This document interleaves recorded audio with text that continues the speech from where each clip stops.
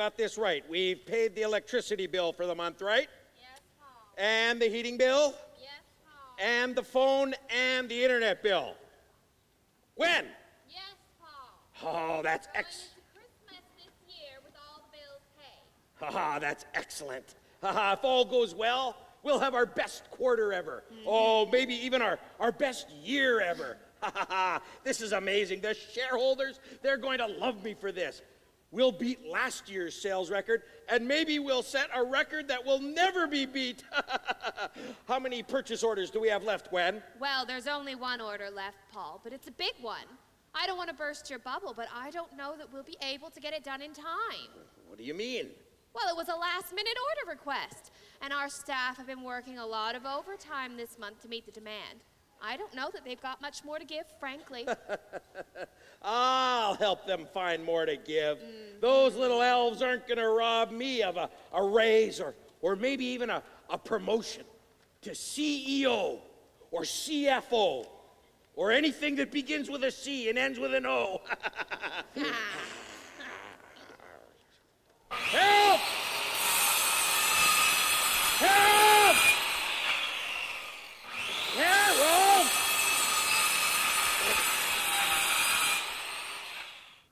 Oh.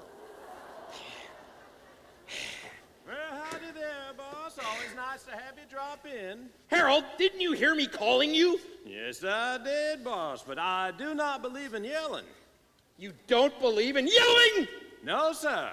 I believe that it lowers a man to a stature beneath what he ought to be, and I do not ever wish to be that man. Harold, I don't care what you believe. When I call you, I expect you to answer. Now, how many toys do we have left in this order? Well, that's a hard question to answer. It's hard to put quality on the clock, you know. You don't want to be rushing perfection now. Just say, no, you don't. I don't know. Yes, you do. You want to be rushing perfection. We need to get this order done to set a sales record. So hurry up perfection. If I didn't know better, you're asking me to compromise my standards. You're not asking me to rush this last order now, are you, boss? For the record, no. Off the record, yes. Skip your coffee break and take it next year. Skip your lunch. Harold, I don't want you to be the one to bottleneck this operation. Now, slow down there, boss. You see what I got here? We only build with premium lumber, and it's gonna take me a while to get through all of this. It's not like good wood grows on trees, you know. What?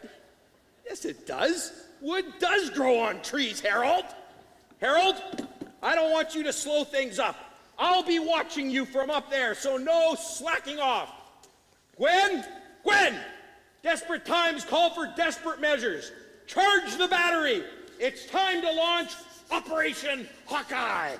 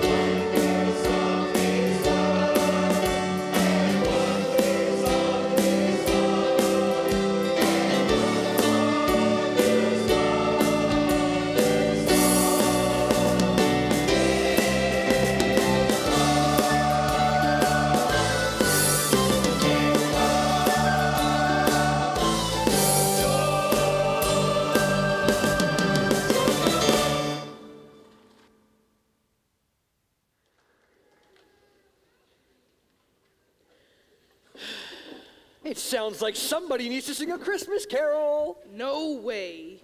The best way to spread Christmas cheer is singing loud for all to hear. Thanks, but I don't sing. What do you mean you don't sing? It's just like talking, except louder and longer, and you move your voice up and down. I can sing, I just choose not to sing, especially in front of other people. If you can sing alone, you can sing in front of other people. There's no difference.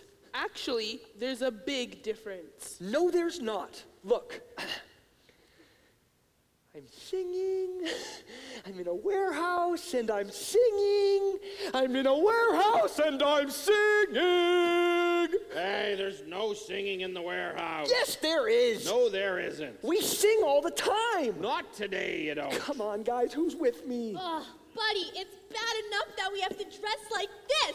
These tights are like ridiculous. And it's bad enough that we have to work so much overtime.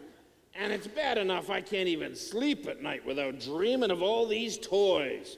Look, buddy, I know you're just trying to cheer us up, but we're tired, man. We just want to get this job done and get home for the holidays. The money we're making with this overtime just isn't worth it anymore. I just want to go home and sleep for a week. Just back it up a bit. You guys don't like these costumes? What's not to like? Buddy, we're not elves. We're people, human beings. I feel like a sideshow act every time one of those dumb tours comes through. I feel like a caged animal in a zoo. Okay, guys, let's dial it down a little bit. You knew the costumes were part of the deal when you signed the contract to work here. Here you go, Jimmy. Just a few more of these, we'll be done for the year. Oh, I don't think I can handle much more of this.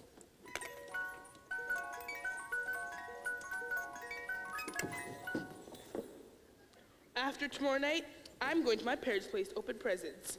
Then I'm coming back home. I'm gonna sleep until Boxing Day.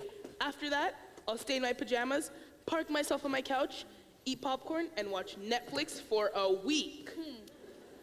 Well, I've got a flight booked to an all-inclusive in Mexico with some friends. Somewhere far away from here where I won't have to think or do or paint another thing. What are you planning to do, buddy? Oh, when I leave the factory tomorrow night, I'm gonna build gingerbread houses, and then I'm gonna go ice skating, and then I'm gonna lay in the snow and make snow angels, and then I'm gonna go home and eat a whole roll of Toll House cookie dough with my dog Francisco. I love my dog. I love his name. I love saying my dog's name. Francisco, Francisco, Francisco. You guys say it with me, say it with me. Francisco. Francisco. Yeah. Buddy, aren't you tired? Aren't you sick of painting Christmas toys all day long?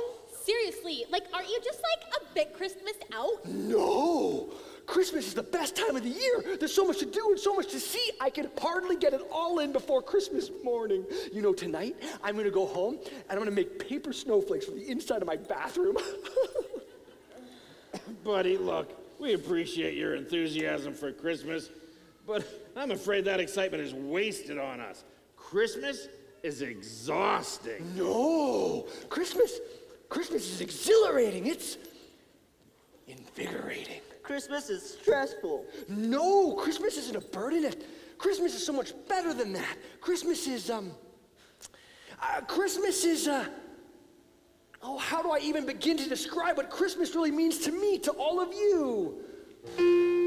Christmas is music and family in town. Christmas is Snoopy, Charlie Brown. It's anticipating that snow's gonna fall and praying for some place to put them all. It's mom going crazy, a turkey got burned, saying thanks for some gifts in return. Christmas is everything kids at your door. It's paper and ribbon all over the floor.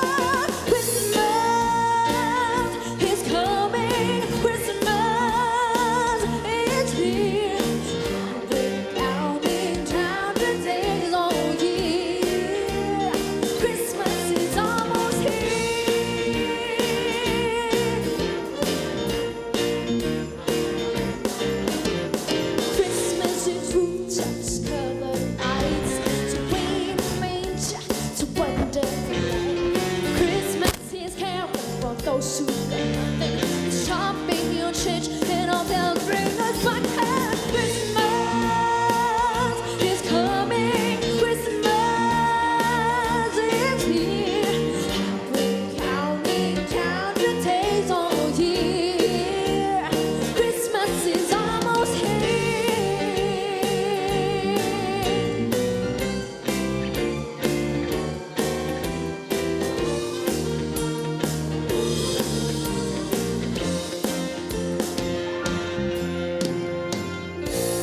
Christmas is all of this fun things for sure.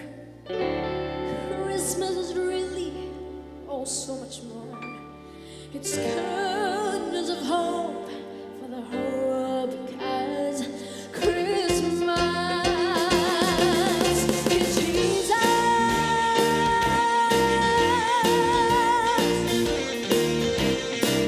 Oh, Christmas is coming. Christmas is near. Oh, I've been counting down the days. Oh, I've been counting down the days.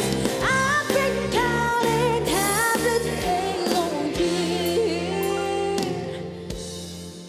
Christmas is almost here.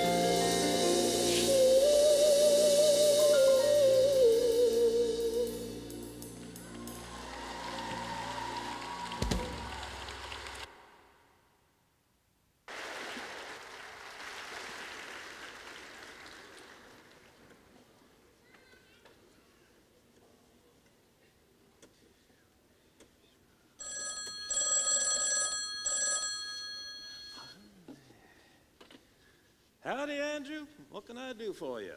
Hey, Harold, we're under the gun to get things done over here, so I'm just going to come over there now and grab whatever you've got. Well, if you feel you must, come on over. But I gotta tell you that I've... Hello? Hello? Everybody's in a hurry. Okay, gang, I'm on my way to do another wagon run. Should be the last one of the year. Yay. Paul, I just received a very important phone call. Do you want the good news or the bad news? What? Well, the good news, of course. What is it? There's a tour group coming. Oh, that is good news, Gwen. Oh, let's charge them $20 a head. No Christmas discounts. That'll make our profits go way up. Oh, I'm so excited about that. What's the bad news? Oh, they're coming in 10 minutes. What? They can't come in 10 minutes? We've got to fill our quota. They're busy in the shop. Oh, what am I going to do? We need the money, but what do I do, Gwen? Do you want me to call them back and cancel? No. This will be the perfect time to launch Operation Hawkeye. I've had a sneaky feeling that those elves have been sloughing off, and now I get a chance to prove it. Are you ready? 3, 2, 1.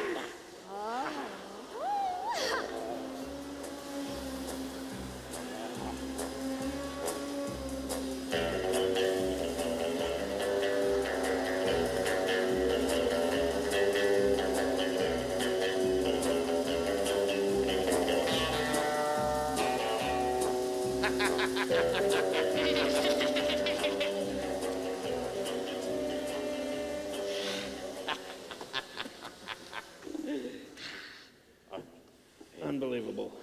Hey, these look great, Harold. I guess this must be the last of them, eh? No, Andrew, it ain't. I was trying to tell you that the boss wants us to process one final order before we all leave on the Christmas break.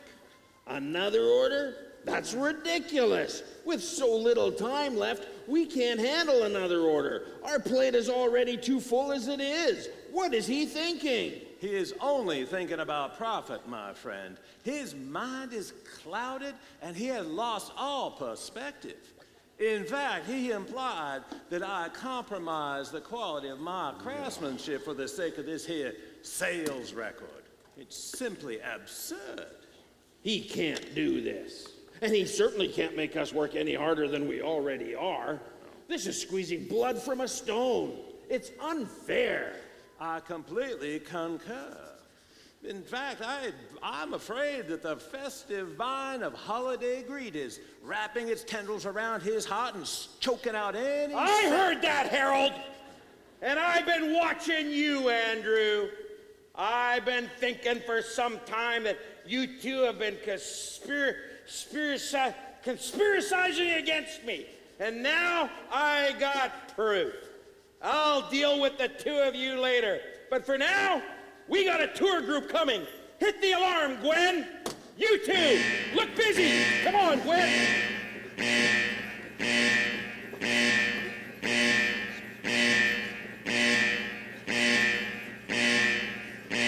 What's going on? Oh, guys, I got bad news, I'm afraid. I don't even know how to tell you this. What is it? Just spit it out. The boss wants us to process one more toy order.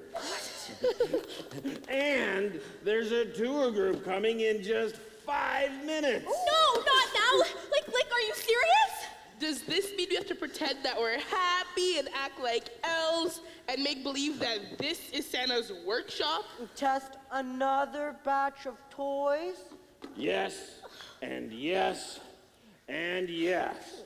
And he was spying on Harold and me with this new drone thingy he's got. The man has completely lost his mind. It's gonna be a long day for us, I'm afraid. So, like, what are we gonna do? I thought you'd never ask. Fear not, my friends. I know exactly what we need to do. We need to turn those frowns upside down. I know the plan. For goodness sake, buddy, just spit it out. What are we gonna do? Okay. When the tour group comes, you guys don't have to act all happy and jolly because the guys in the mailroom have been working on their act for weeks now. For just a time like this, I'll go call them. You guys, tour group happening in 2 minutes. We could really use your help. Grab your stuff and get out here. Fear not, my festive friends, and follow my lead. Haul out the holly, put up the tree before my spirit falls again. Fill up the stockings, this may be rushing things, but deck the halls again now. For we need a little Christmas right this very minute. Candles in the window and carols at the spinet. Yes, I need a little Christmas right this very minute. It hasn't snowed a single flurry, but Santa dear, I'm in a hurry. So climb down the chimney, put up the brightest string of lights I've ever seen. Slice up the fruitcake, it's time we hung some tinsel on that evergreen bough. For I've grown a little leaner, grown a little colder, grown a little sadder, grown a little older, and I need a little angel sitting on my shoulder. Need a little Christmas now. I said, haul out the holly. Haven't I taught you all to live each living day? Slice up that fruitcake, come on now. But are you sure it's 2 weeks until Christmas Day now? For I need a little Christmas right this very minute. Candles in the window and carols at the spinet. Yes, we need a little Christmas right this very minute. It hasn't snowed a single flurry, but Santa dear, we're in a hurry. Climb down the chimney. It's been a long time since I've felt the memory. Slice up the fruitcake. It's time we hung some tinsel on that evergreen bough. We need a little music. Need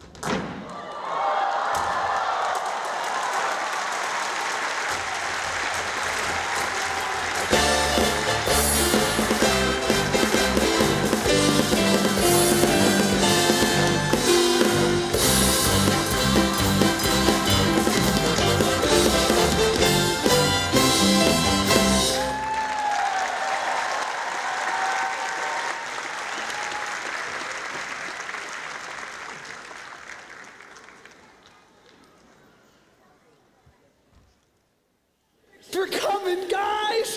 Thanks for coming. I owe you one. That was incredible. Where'd you find those guys, buddy? They're friends of mine. I made friends with the mailroom guys.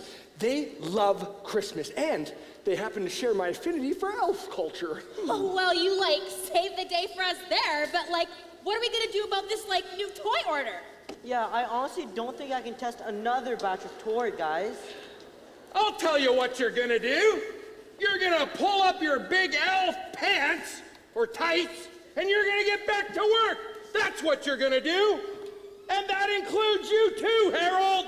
Now, boss, let's be reasonable for a moment. Yeah, Paul. It's not fair for you to be, spying on your employees with a drone. I mean, we're just tired and we were venting a little bit. Yeah, and it's not fair to ask us to paint another batch of toys, Paul. Not fair? Not fair? I'll tell you what's not fair is me being stuck up in that dead-end office for the last 20 years with no raise and no promotion. That's what's not fair. Now, I'm the boss. You got work to do. Get back to work. What are you smiling at, buddy? I just like smiling. Smiling's my favorite. Well, make work your new favorite. Now get back to work, everybody. Come on. What a jerk. What's, like, gone into him? Guys, I don't know what to tell you. Maybe we should just buckle down and get this job done and start fresh in the new year. That guy's on a power trip. No kidding. Who crowned him king of the toy factory? We should report him. Yeah, seems like someone, like, thinks a bit too highly of themselves. We need to take him down, like, a few notches and give him a slice of, like, humble pie. You know, Patty's right. We've got to do something. Come on, let's head to the staff room and figure out a plan.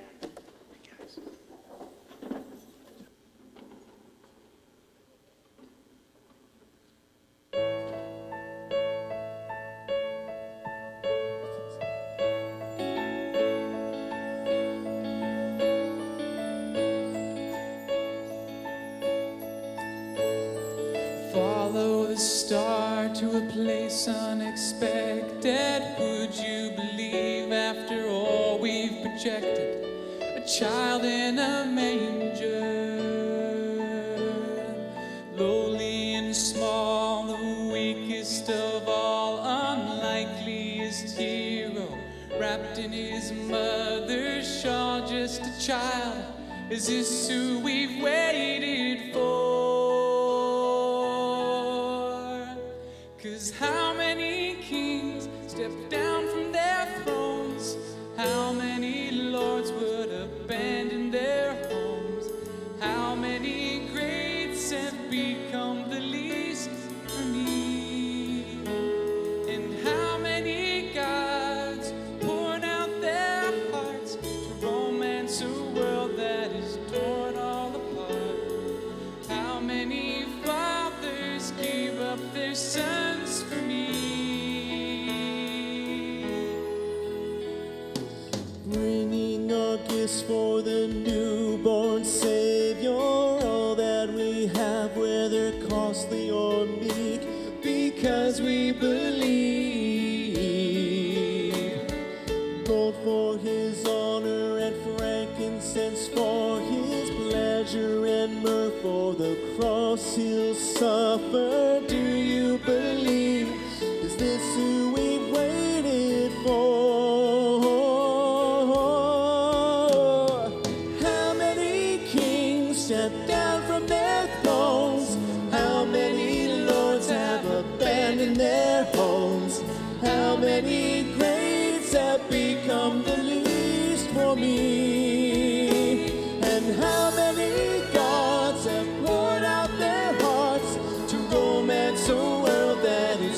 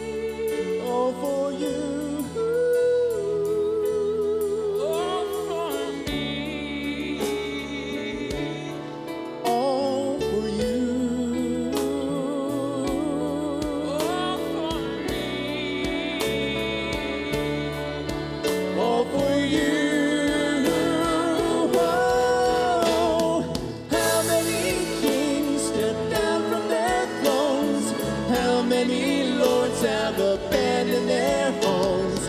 How many graves have become the least? How many gods have poured out their hearts? Romance a world that is torn all apart. How many fathers gave up their sons for me? Only one did that for me. Oh,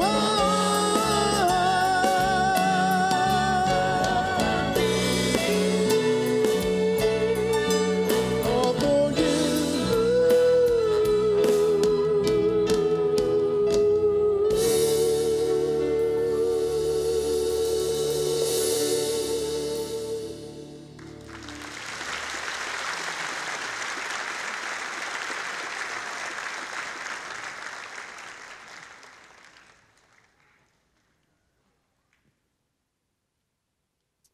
Well, good afternoon once again, folks. Are you enjoying the program so far this afternoon?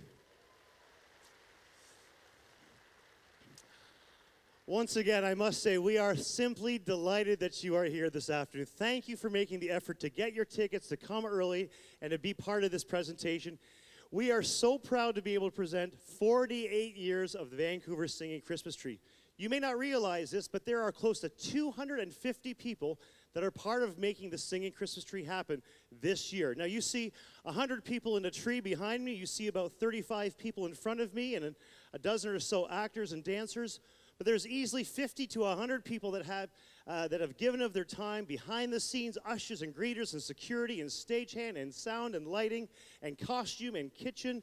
We are so proud of the people that have given their time. Would you give them a big hand right now just to say thank you for the gift of their time? Thank you.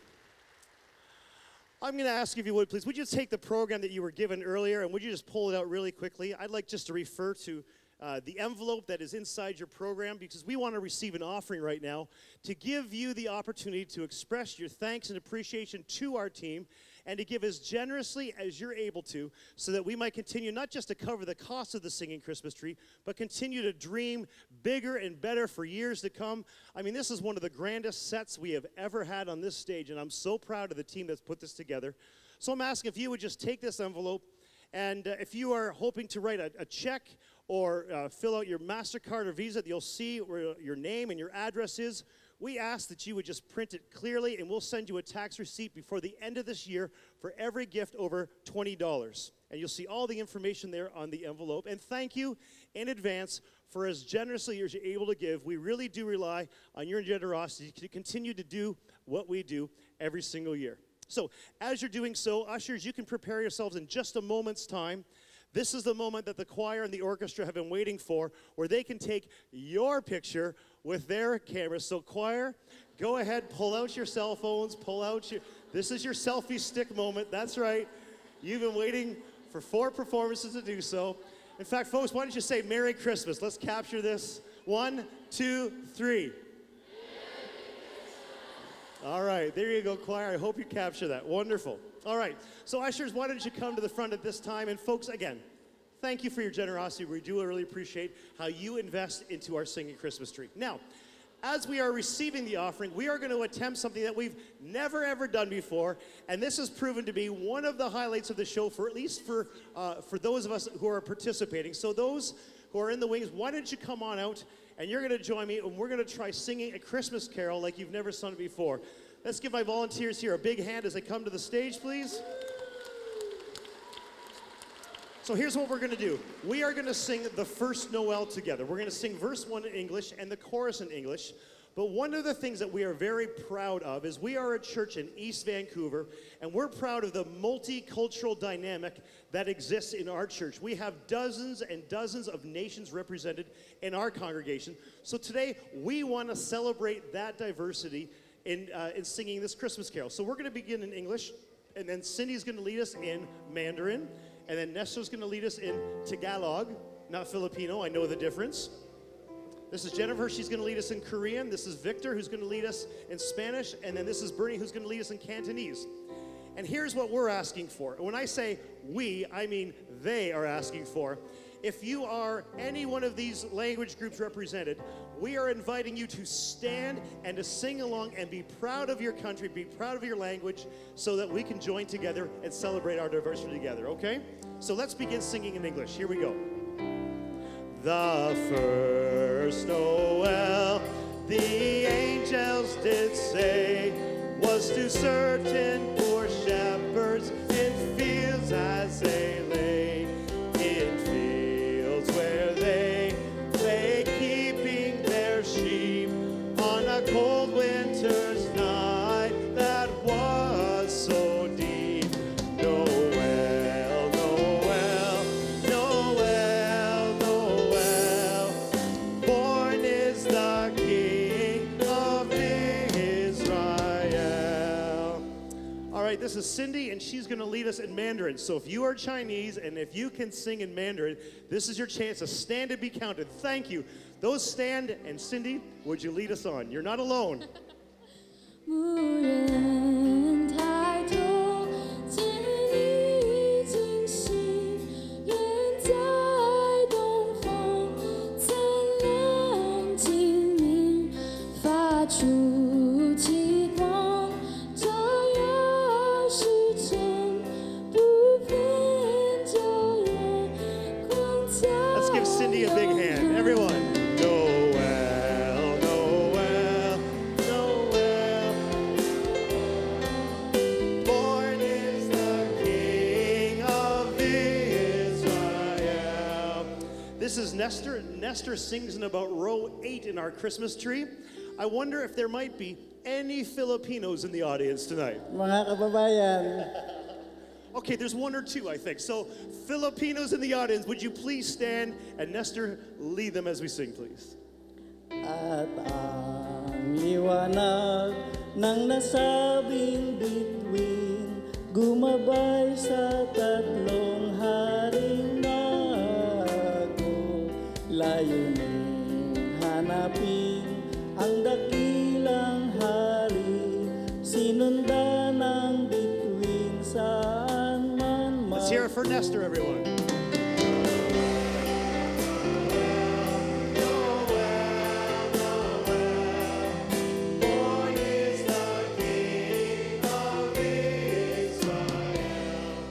And this is Jennifer. She sings in our choir about row number 6, and this is her husband on the piano, and she's going to lead us in Korean. Is there anyone here who's Korean? Would you please stand and don't leave Jennifer hanging and sing along with her? Jennifer, lead us, please. 귀한 별이 베들레헴 향하여 바라오다니 아기 예수 누신 집 그 위에 오자마자 Let's hear it for Jennifer, please.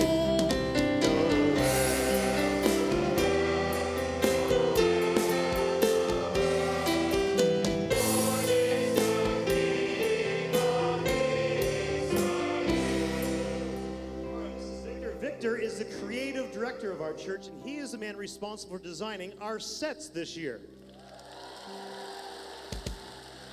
And he's a pretty good drummer as well. Victor, lead us in Spanish. If you are any Latinos, any Hispanics, anyone who can speak Spanish, this is your chance to make a lot of noise. So stand, and Victor, lead us, please. Y luego llegaron los tres reyes magos, con reverencia sus rodillas doblaron, ofrecieron ahí en su presencia el oro y mirra y también incienso.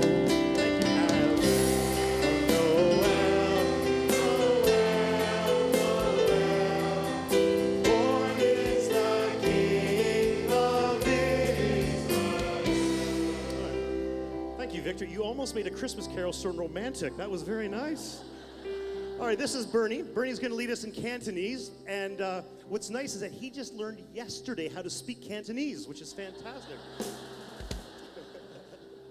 All right, if you are Chinese and if you can sing Cantonese, I don't want you to sit quietly when you have the chance to stand and sing at the top of your lungs. So stand, please, and Bernie, lead us. 我眾齊來同喜同聲，讚美上主創造大能，自無花有萬物豐盛，藉主寶血救贖 Let's hear it for Bernie, everyone.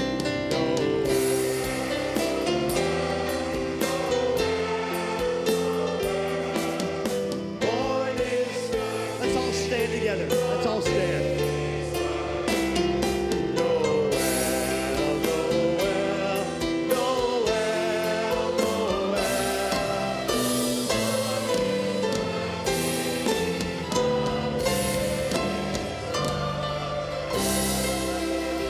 Give yourselves a big hand. Thank you.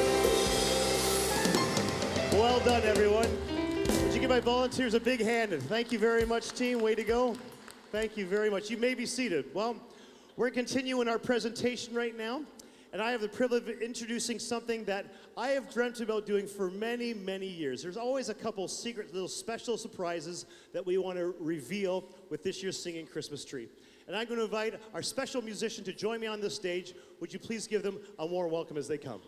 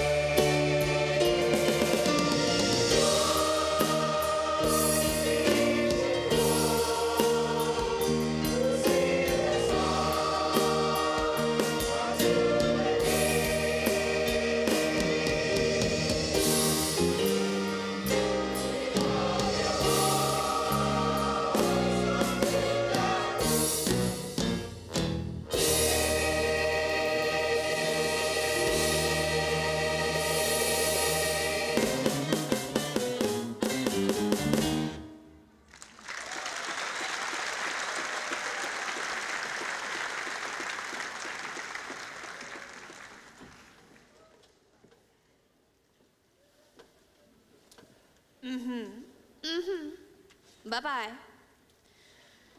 Paul, that was the toy store calling. Yeah. Will their order be ready in time for tomorrow? Oh, it had better be. It's only December 23rd, and the elves, they've got one full day of work ahead of them. I better go down to the warehouse and make sure they're doing their job.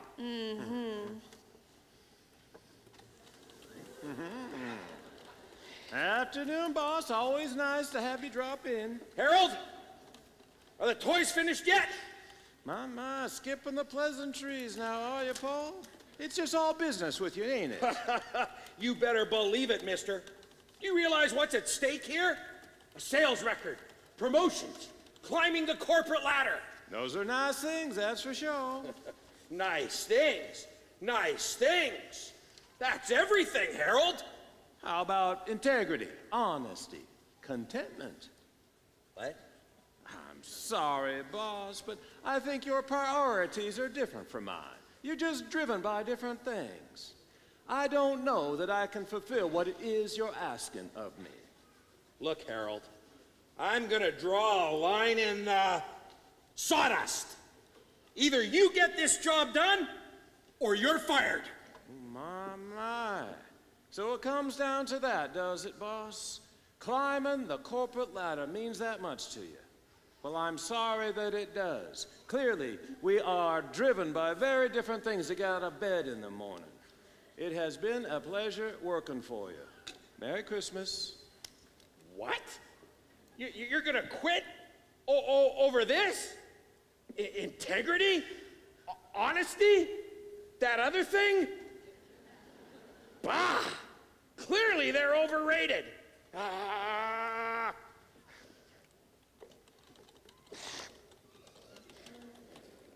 Andrew! Get all the elves together right now, right here. I need to have a word with... Oh, you're all here. What are you doing?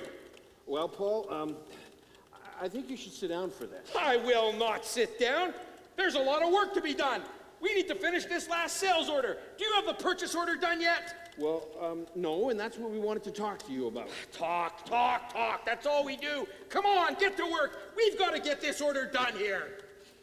No, Paul, we were just getting ready to come and tell you, Paul, we're going on strike. What? You can't go on strike. We've got to get this order done. What are you doing? It's true, boss. We're way beyond our limit. We're exhausted. We're worn out. And we just can't give anymore. I've already worked too much overtime. I've missed my little brother's Christmas concert, my niece's piano recital, and I haven't gotten any Christmas shopping done.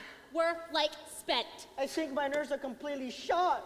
I jump every time a phone rings or if a bell goes off somewhere. You can't do this. Don't you understand?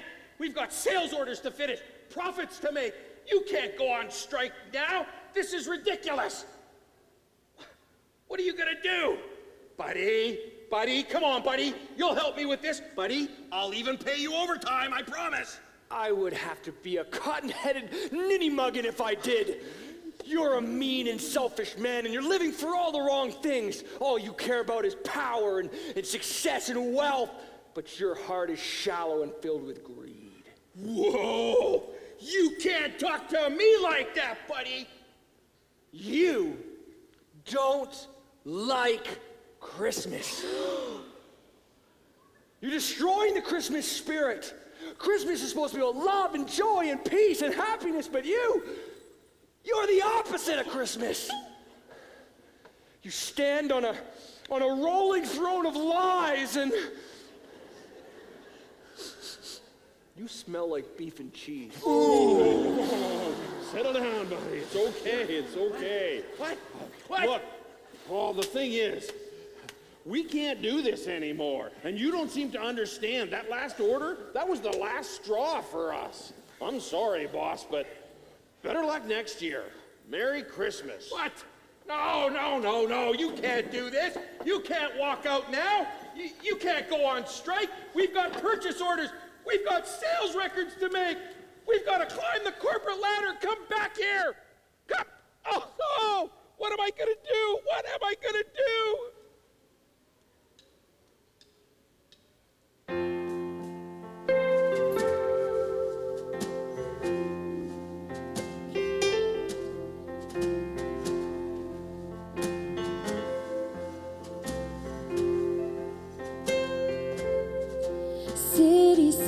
boardwalks, busy sidewalks, dressed in holiday style. In the air there's a feeling of Christmas. Children laughing, people passing, meeting smile after smile.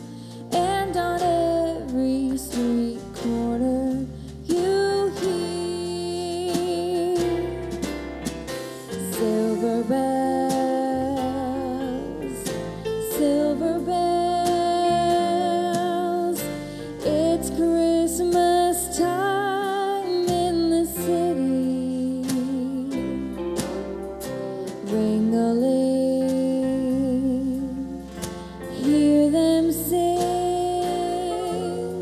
Soon it will be Christmas Day. Strings of streetlights, even stoplights, blink a bright red and green as the shoppers rush home with their treasures.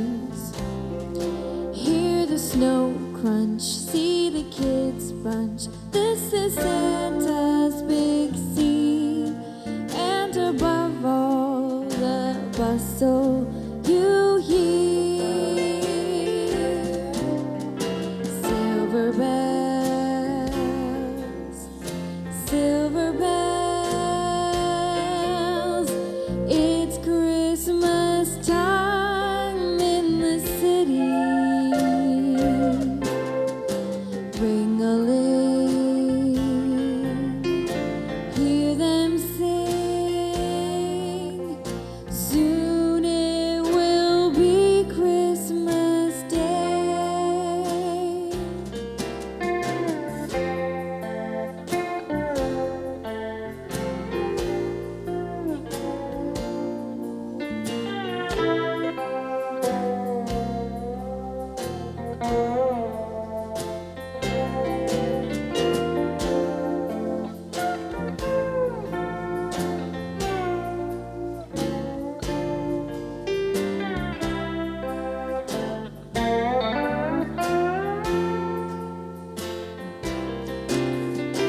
Silver bells, silver bells.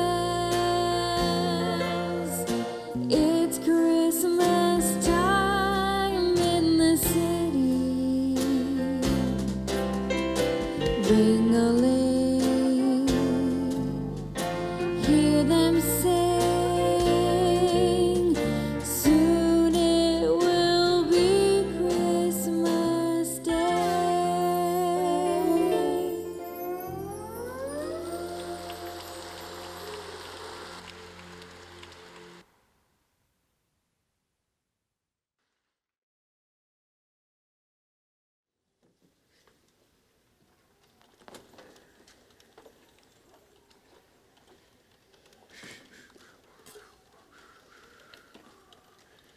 Hey, Harold, mind if we come in? Of course, come on in. Merry Christmas. Are you okay? We heard that you just got fired. There is no shame in being fired for honorable purposes. As a matter of fact, I wear it as a badge of honor. But was it, like, really worth losing your job over, though? I think the better question would be, was it worth maintaining my personal integrity? And the answer to that, Patty, is always yes. But what did he say to you? It's not so much what he said as what he did. The poor man was blinded by his own greed. I've been there, and I know how it can suck you in. But it will destroy him, as it almost destroyed me many years ago. Harold, everyone, it's Paul. He's in trouble. You better believe he's in trouble. And you tell that toy company that they're not getting their toy order, and there's nothing they can do about it. No, that's not it. That was the hospital calling. Paul's had a heart attack. Oh, Lord. He's in the emergency room. I'm going there right now before it's too late. Mercy, mercy. Well, now I just feel bad. It's okay, buddy. You didn't know. Well, this is horrible. What if things get worse? Is he, like, going to die? Settle down. We don't know anything about his condition yet. I sure hope it's not too serious. The last thing I ever said to him was in anger. I told him that he was the opposite of Christmas. And you said he's more like beef and cheese. Okay, really? Come on, man.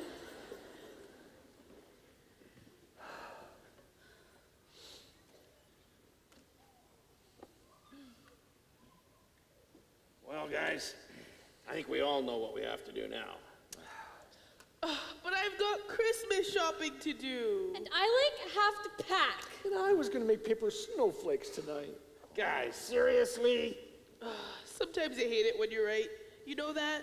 Oh, believe me, I would love to get some rest tonight. But he is still our boss, strike or no strike.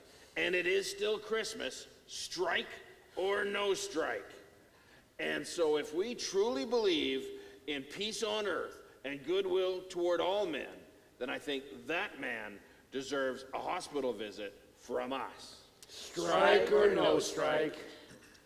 Thanks, guys.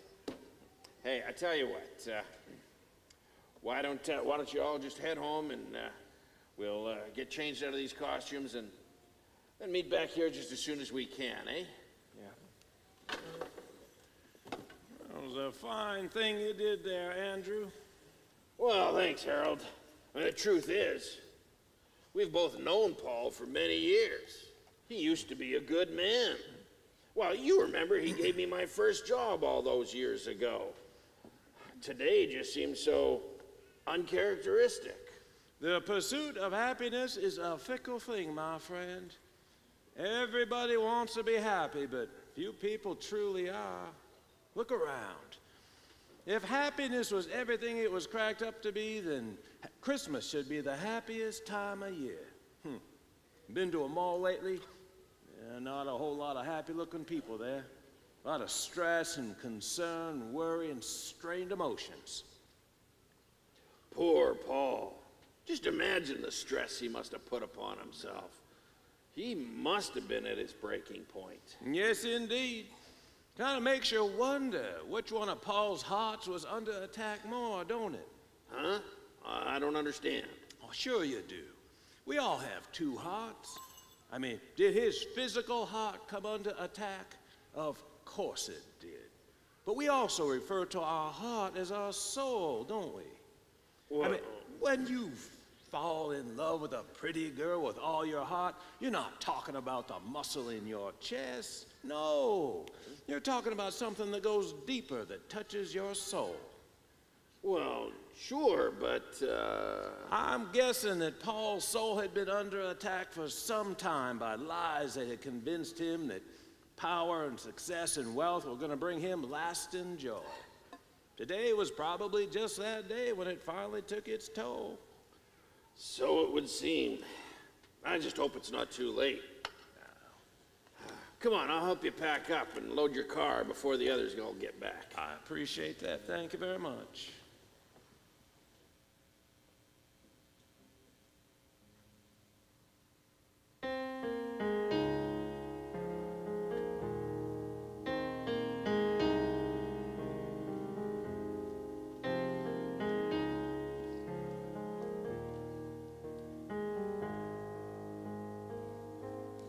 You satisfy my soul. You satisfy my soul. You satisfy my soul with your love. You satisfy my soul. You satisfy my soul. You satisfy my soul with your love. You make my heart sing. You lift me on eagle's wings. Just when I thought that my heart it would faint, and you take the darkest night and you turn it to shining light. Just when I thought that the night had won, you satisfy my soul. You satisfy my soul. You satisfy my soul with your love. Hallelujah. You make all things beautiful. Hallelujah. Trials and testing prove there's gold. And hallelujah, you turn mourning into joy. And hallelujah, you make all things beautiful. And hallelujah, trials and testing prove there's gold. And hallelujah, you turn mourning into joy. You satisfy my soul. You satisfy my soul. You satisfy my soul with your love. You satisfy my soul. You satisfy my soul. You satisfy my soul with your love. You make my heart sing. You lift me on eagle's wings. Just when I thought that my heart would faint. Oh, you take the darkest night and you turn it to shining light. Just when I thought that the night had won, you satisfy.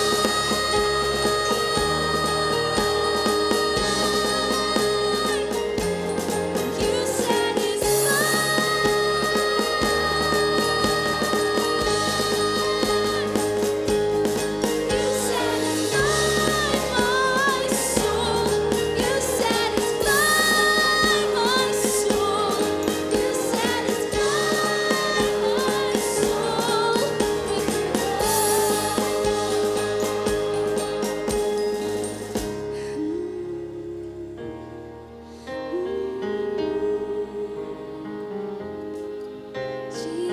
Jesus, you satisfy. You satisfy my soul. You satisfy my soul. You satisfy my soul with your love.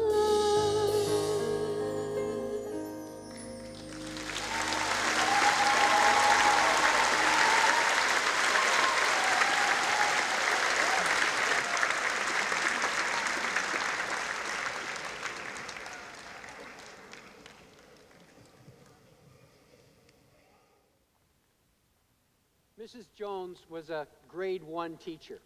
And once a month, she used to give her grade 1 students a challenge. She'd say, all right, kids, you bring to class a paper bag, and you put something in the paper bag, seal it, don't tell me what's in the bag, and I'm going to do my best to guess what you've brought in the bag. Sort of a version of show and not tell, I suppose. Well, this day, 3 kids brought something in a paper bag. First was little Susie. Susie brought in a bag, handed it to Mrs. Jones. Susie's parents owned the candy store in town. And so Mrs. Jones held the bag. She kind of felt it, scrunched it, sniffed it a bit. And then she said, Susie, is this a bag of candy? And Susie said, yes, how did you know? Well, I guess I'm pretty good at this game, Mrs. Jones said. Then little Bobby came. Bobby's parents owned the flower store. And so Bobby handed her a paper bag, and the teacher kind of felt it, kind of squished it a little bit, smelled it, and she said, Bobby, is this a bag of flowers? Yes, Mrs. Jones, how did you know? I guess I'm pretty good at my job. Well, then little Jimmy came. Jimmy's parents owned the liquor store. And Jimmy's bag weighed a little more than the other bags. And so she held it and she felt it a bit, and it was all wet and dripping at the bottom. And so she tasted it a few times, and then she said, Jimmy, is this a bottle of white wine? And he said, no, it's a puppy.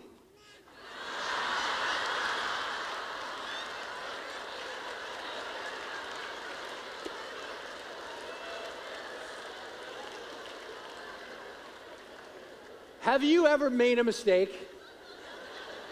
Have you ever misjudged a situation? Made a bad decision? You thought you knew more than you really knew? Well, depending upon the circumstances surrounding your bad decision, it could either have been a minor inconvenience or a major catastrophe. It could have ruined your mood for 10 seconds or ruined your life for eternity. You say, Darren, what kind of bad decision would ruin a person's life for eternity? Actually, that's the theme of the Bible. The Bible is all about a bad decision mankind made that potentially will ruin our lives for eternity. Let me show you what I mean. In the Bible, the very first book of the Bible tells the story of God's design for creation. It means you and I. And in God's design, here's what he made it. He made it that we would have God in our hearts and hold things in our hands. We were designed to worship God and use things. There's nothing wrong with things. There's nothing wrong with money. There's nothing wrong with climbing the corporate ladder. There's nothing wrong with possessions. It's not wrong. It's not bad to have things. We were designed to worship God, have God in our hearts, not meaning the organ in our bodies, but our souls, the center of our existence, the throne of our lives. We were designed to have God in our hearts and hold things in our hands. But here's the bad decision that humanity has made that could ruin our lives for eternity. We've made what I'll call a cosmic switch. We have put things in our hearts and held God at arm's length. We've switched from God's design, and we now live our lives to pursue things. We live for things, and we keep God at a distance. We worship things and use God instead of worshiping God and using things. Now, here's the problem with that. Here's the thing about things. Things will never satisfy. Things will never satisfy your soul. Why? Because they were never designed to do that. Think in this terms. Your kids are hungry. It's, almost 4:30. They're hungry. They want supper. There's a McDonald's at the bottom of the hill. Just saying. And as you drive by, your kids say, Mom, Dad, can we go to McDonald's? I'm hungry. And you say, no, just look at this picture of a cookbook. Looking at pictures won't satisfy your hunger. Why? Because your hunger isn't in the visual realm, your hunger's in the physical realm. Well, in the same way, things will never satisfy your soul and never satisfy the hunger of your heart. Why? Because the hunger is not for things, ultimately, it's for the spiritual realm. You were not designed to have things at your heart and at your core. You were designed to worship God and use things. You weren't designed to use God and worship things. An ancient, famous French mathematician, Blaise Pascal, put it this way. He said, human beings, we were designed with a God-shaped hole, a God-shaped vacuum in our souls that only God can fill. And if we try to put anything else there, it will never satisfy. Oh, it will for a moment, but it's like drinking salt water. It satiates your thirst at the moment, but then makes you even worse in the long run. So let me ask you this. Have you put things at the corner of your and center of your existence? Are you living, pursuing things? Again, things aren't bad. They're not evil. But when we put them where God belongs, then they become destructive in our lives. And actually, Jesus put it this way. Jesus said, what will it profit a man, a person, a woman, anyone? What will it profit a person if they gain the whole world but lose their soul? Or what will you give in exchange for your soul? If you put things at the center of your existence, your soul, and you gain the whole world to fill that emptiness, you're still going to lose, Jesus said. And that's why God sent his son, Jesus, into the world. Through his life, death, and resurrection, Jesus came to return us to his original design, to get things off the throne and put God back at the center and core of our existence, to cleanse us and forgive us of our bad decision and set us back right again. Now, let me say this as I'm about to conclude. I recognize there are two groups of people sitting before me right now. There's one group of people, and you were raised with the knowledge of God. You were raised with an understanding of who Jesus is and the story of Jesus and the difference his life, death, and resurrection makes in your life. And maybe you've walked away from that, or maybe you've never engaged in the story, or maybe you've never really acted on it, but you have a knowledge of it, and you just haven't lived according to that knowledge. In a moment, I'm going to pray, and I'm going to encourage you to pray with me. And in that prayer, I'm going to encourage you to say, God, I want to put you on the throne of my life. I'm going to stop living for things, and I want to return to your design. I want you to teach me your ways. God, I open my life to you. I want to live for you, not for things. And maybe there's another group. Well, I know there's another group before me right now, and that is a group of people who have no idea what I'm talking about. You hear Jesus and you say, who is Jesus? I don't understand. You hear the Bible and you think, I don't know anything about the Bible. I've never read the Bible. I've never even seen a Bible. If that's you, let me give you two suggestions. And I suggest you act on both of these. In a moment, I'm going to pray. And when I pray, I encourage you to pray with me. And in that prayer, you're saying, God, whoever you are, I am opening my life to the truth. God, I don't want to live an empty life. I want to live with you at the center of my existence. I want to know the truth. I want to live the truth. So God, I'm asking you to lead me into truth. I want to live the truth. I don't want to ruin my life for eternity. That's the first thing I suggest you do with me in a moment. And secondly, I'm going to offer this. On the inside of your program, you'll notice there's a course we offer here at Broadway called the Alpha Course.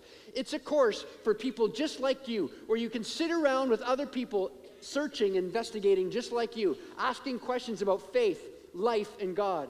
And it's in a setting here where there's no pressure, no follow-up, and no cost. It's absolutely free. Our next course begins in January, and here's the thing. Just come for the first night. Just that first one. It's a free meal, no charge. We'll feed you, sit down, gather with folks for a few moments, and listen and see what this is all about. And if after the first week you say, no, it's not for me, no problem, no loss. Or maybe you might find in that first evening, yeah, this is something I'm interested in. Yes, God, I'm asking you to show me. It's a course where you can say, who is Jesus? What is the Bible? What does Jesus' life mean? Why did he die? Right now, I'm going to pray. And either way, I'm inviting you to invite God to return to the throne of your life. Would you bow your head with me right now, wherever you are, even out of respect for the people around you? Just bow your head together. God, I don't understand everything, but what I do understand is my own emptiness. What I do understand is my own need. I need my soul to be satisfied. Teach me your ways. I open my life to you. I want to put you back on the throne where you deserve. And so I ask you to reveal yourself to me. Reveal Jesus to me. Reveal the truth to me. I give you my life. In Jesus' name I pray. Amen.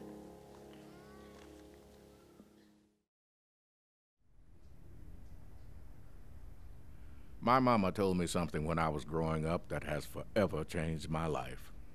She played the piano at our little church at 3rd and Pine Street for 37 years. She tried to teach me to play the piano, but I wasn't very good.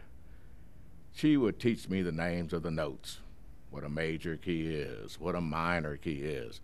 She tried to teach me musical theory, but I was just bored. Then, one day, she told me that the best news in the world is found by playing a simple scale on the piano. I had no idea what she meant, so she told me to play an 8-note scale. So I did.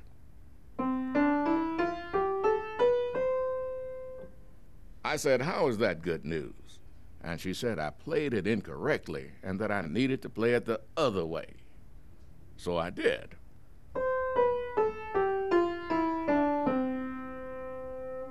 Again, I said, how is that good news? And she said, I played it the right way, but I needed to add the pauses. The pauses? She said, the pauses. Add them on the 1st, 2nd, 4th, 6th, 7th, and last note. Now, I was frustrated and said, how can 8 notes with random pauses be the best news in the world? Then I got up, walked away, and went outside. Frankly, I didn't care what she was talking about. I didn't like playing the piano anyway. Well, years later, my mama got sick and passed away. As I was thinking about her, I remembered what she told me about the piano. Not only that, I still remember the notes she told me to pause. The first, second, fourth, sixth, seventh, and last note. So I sat down at her piano and played the scale with the pauses.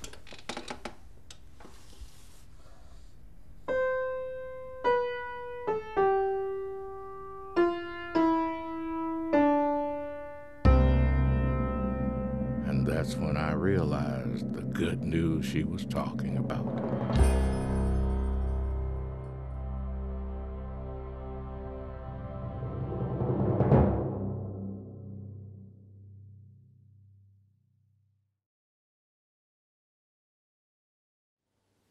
Andrew, are you sure this was a good idea? Guys, thanks for coming. I know this is inconvenient, but I just really think that we need to show our concern for Paul and do the right thing. It'll only take a few minutes. But you promised that you'd drive me to the airport, and I have to clear customs in exactly like 4 hours. So let's not drag this out, okay? Yes, I will. I just think that we need to, with all that we've been through.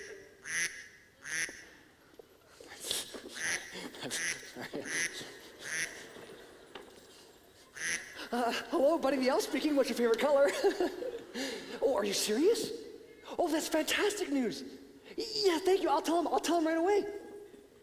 That was Gwen. They're here. What? Yeah, they're out in the parking lot. They're coming right now. Wait, so it wasn't that serious after all? I guess not. I don't know. Yes! We wish you a Merry Christmas. We wish you a Merry Christmas. We wish you a Merry Christmas and a Happy New Year. Aw, shucks, guys. Thanks for coming. You shouldn't have done that. Well, that's what I kept saying. Weasel. So, what happened? Well, the hospital was very quiet, so they were able to see Paul right away. It wasn't as bad as they initially thought, and they caught things before they got too serious. The doctor says that with a bit of rest and no work for the next few weeks, he's going to be just fine. Well, last time I saw all you guys, you were on strike, and Harold, I fired you. I would have thought you guys would have been a million miles away from here by now. The thought did cross our minds. Well, I'm glad you're still here. And I owe you guys a huge apology. I've been so disrespectful, so rude, unfair, mean. Yes, and yes. I realize that I've wasted my life living a life of greed and resentment, selfishness. And it was ruining my relationship with a great bunch of elves. I mean employees. Paul, we're sorry this happened to you. And we just couldn't go into Christmas and the New Year with the way we left things yesterday. Wait, so does this mean we can burn those awful elf costumes?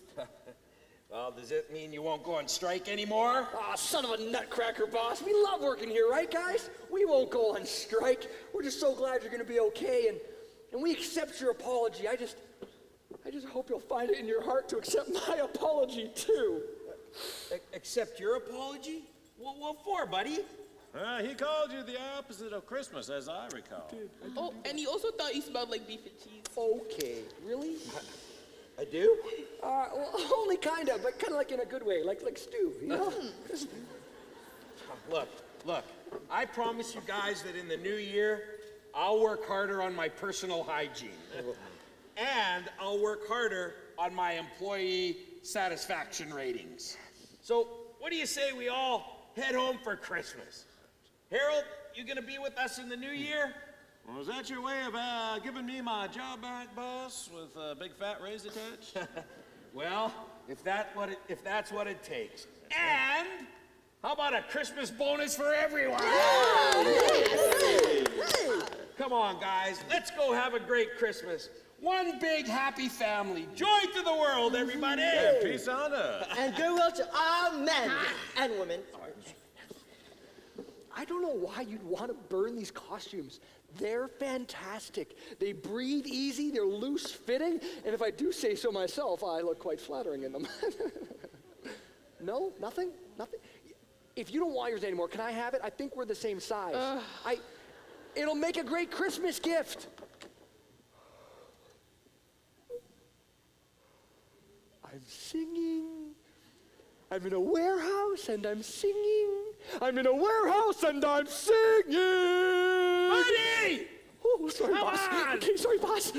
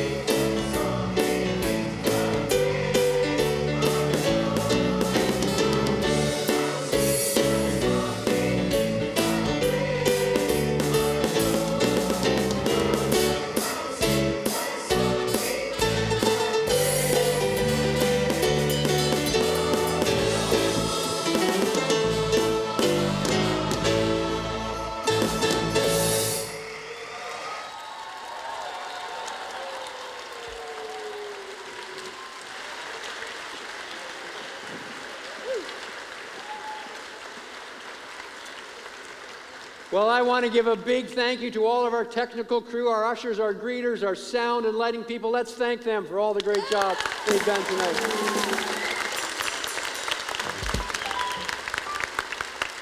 A big thank you to all of our artists, our orchestra, our dancers, our actors, our singers, our acrobats. Let's thank them tonight for all that they've done. Great job. Well done.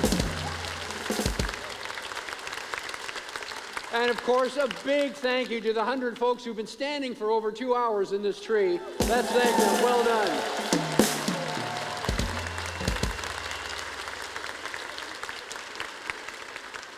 And of course, last but not least, a thank you to the man who wrote the script and directed our play again for the 8th year in a row, Phil Spolstra. Well done, Phil.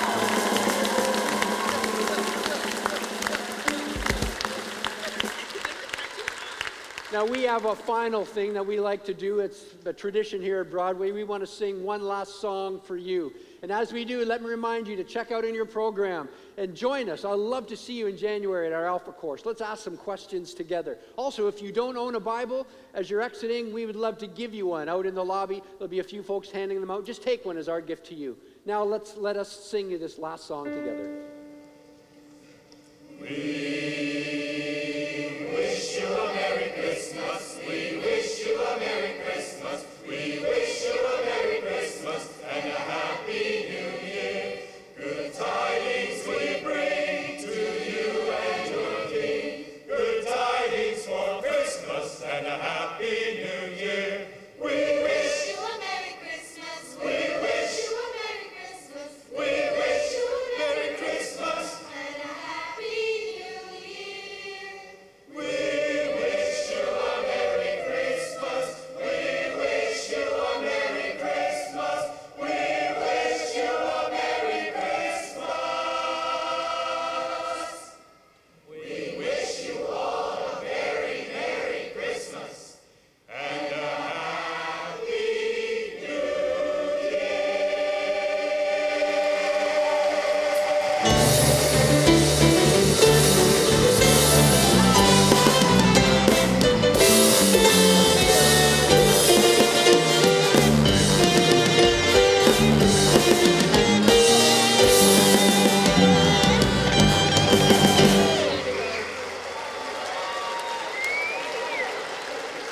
Again, thank you so much for being here. Be kind to each other as you exit the parking lot, please. And remember, we don't worship things, but we don't like to smash things either, all right? God bless you. You're always welcome at Broadway Church. Come anytime. Thanks for being here today.